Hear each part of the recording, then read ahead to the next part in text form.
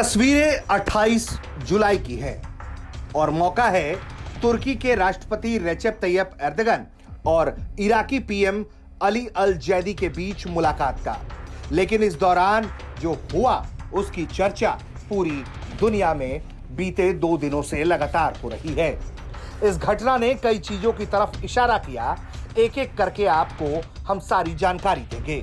दरअसल इराकी पीएम अली अल जैदी तुर्की के दौरे पर पहुंचे और फिर तमाम बैठकों के बाद समझौतों पर हस्ताक्षर करने की बारी आई।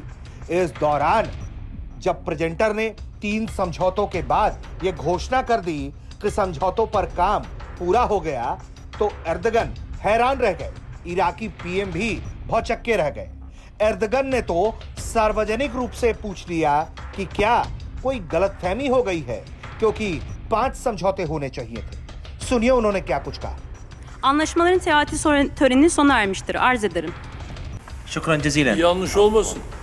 وزير النقل 5 anlaşma değil miydi? ايش موقع؟ और इसी के बाद अफरा तफरी का माहौल बन गया।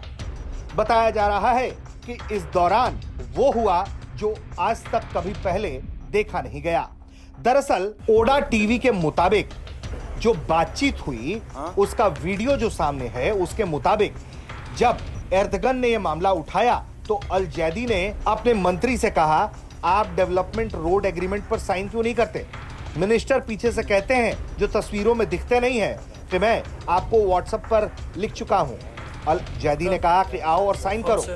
फिर प्राइम मिनिस्टर ने इंटरप्रेटर की ओर मुड़कर कहा कि प्रेसिडेंट से कहो कि मैंने उन्हें इस पर साइन करने का निर्देश दिया है। कुछ देर बाद मिनिस्टर ने इस कंफ्यूजन की स्थिति को दूर करते हुए पेन उठाया और फिर हालात सामान्य हुए और प्रेस कॉन्फ्रेंस आगे बढ़ गया। दरअसल इस मुलाकात में कई अहम केंद्र बिंदु हैं, जैसे कि दोनों पक्षों ने दशकों पुराने पाइपलाइन समझौते को बढ़ाने की डील पर हस्ताक्षर नहीं किया। ये समझौता किरकुक सेहान कच्चे तेल की पाइपलाइन के जरिए एक्सपोर्ट को कंट्रोल करता था।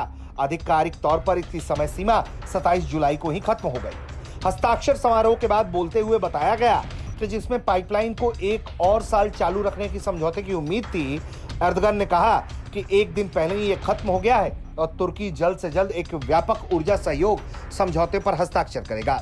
इसके बाद ये भी जानकारी दे दी गई कि तुर्की की सरकारी तापाओ बीपी द्वारा इस्तेमाल किए जाने वाले किरकुक ऑयल फील्ड में काम करेगी। इस बात की पुष्टि तुर्की के ऊर्जा मंत्री ने भी की। हालांकि जो मसला इस पूरे प्रेस कॉन्फ्रेंस में पूरी दुनिया में चर्चा के केंद्र में है, वो कंफ्यूजन की स्थिति और कथित तौर पर ईरानी मंत्री का समझौते पर हस्ताक्षर ना करना है। यह रुकावट तो भले ही कुछ समय के लिए था, लेकिन जिस तरह से विवाद घटित हुआ उसने इस घटना पर सबका ध्यान खींच लिया। बताया जाता है कि यह विवाद जिस प्रोजेक्ट को लेकर हुआ वो बहुत अहम इराक के लिए है, क्योंकि डेवलपमेंट रोड प्रोजेक्ट कई दशकों में इराक का सबसे बड़ा इंफ्रास्ट्रक्चर प्रोजेक्ट है। इसका मकसद पर्शियन गल्फ में मौजूद ग्रैंड फाव पोर्ट को एक इंटीग्रेटेड रेलवे और हाईवे नेटवर्क के जरिए तुर्की से जोड़ना है, जिससे एशिया और यूरोप को जोड़ने वाला एक बड़ा ट्रेड कॉरिडोर बन सके। बगदाद को उम्मीद है कि यह प्रोजेक्ट इराक को एक रीजनल लॉजिस्टिकल हब बना देगा, तेल से होने वाली कमाई पर निर्भरता कम करेगा और अरबों डॉलर का विदेशी निवेश लेकर आएगा। तुर्की भी इस कॉरिडोर का एक रणनीतिक रास्ते के तौर पर देखता है, जिससे ट्रेड लिंक मजबूत हो सके और रीजनल कनेक्टिविटी बेहतर हो सके। हालांकि ना तो इराकी सरकार और ना ही ट्रांसपोर्ट मिनिस्ट्री ने ये तुरंत बताया कि सेरेमनी से पहले एग्रीमेंट पर साइन नहीं होने को लेकर जो विवाद हुआ वो वाकई में क्या था।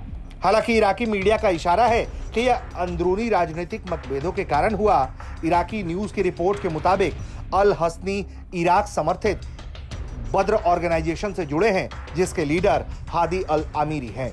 हालांकि इस पूरी घटना पर ना तो इराकी सरकार ने और ना ही ट्रांसपोर्ट मिनिस्ट्री ने सेरेमनी के दौरान हुए उलझन पर कोई तत्काल बयान दिया। हालांकि इराकी मीडिया का कहना है कि यह मामला पूरी तरह से इराक की अंदरूनी राजनीति से जुड़ा हुआ है। ब्यूरो रिपोर्ट, भारत तक।